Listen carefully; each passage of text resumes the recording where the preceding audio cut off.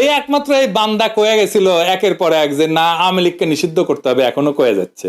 আসিফ নজরুল সেই কিন্তু প্রথমে কইছিল আওয়ামী লীগ ঐতিহ্যবাহী দল, আওয়ামী লীগ নিষিদ্ধের পক্ষে সে না। শুনেন, আওয়ামী লীগ বাংলাদেশের স্বাধীনতা সংগ্রামে নেতৃত্ব প্রদানকারী দল। বিভিন্ন গণতান্ত্রিক সংগ্রামে এই দলটার অবদান ছিল। গত 15 বছর তারা যা করেছে সেটা তাদের ঐতিহ্যের সাথে যায় না। ব্যক্তিগতভাবে আমি বলছি, দল হিসাবে আওয়ামী লীগ নিষিদ্ধ করা মনে হয় না সমীচীন হবে। আওয়ামী লীগকে নিষিদ্ধ না করার পক্ষে একটা স্ট্রং গ্রুপ দাঁড়ায় গেছিল। মাহফুজ দেখেন কি কইছিল, আমি আওয়ামী লীগ নিষিদ্ধ করে দিব। নিষিদ্ধ করব কিসের প্রক্রিয়া করব? আওয়ামী লীগ যারা বিশ্বাস করে, আওয়ামী লীগে যারা ইমান আছে যাদের, তাদেরকে আমি কিভাবে ডিল করবো? তারা তো আমার সোসাইটিতে আছে, তারা তো নাগরিক। সবাই শ্রী চৈতন্য শাস্তিছিল। হ্যাঁ, এই একমাত্র এই বান্দা কয়ে গেছিল একের পর এক যে না আওয়ামী লীগকে নিষিদ্ধ করতে হবে, এখনো কয়ে যাচ্ছে। সবাই, মির্জা ফখরুল পর্যন্ত, জামাত পর্যন্ত মাফ করে দিল। ফল হইল কি? এই যে দেখেন,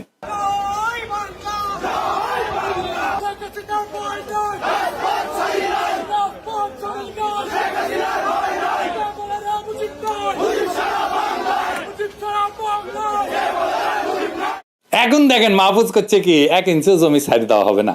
এটা টু লেট মাহফুজ।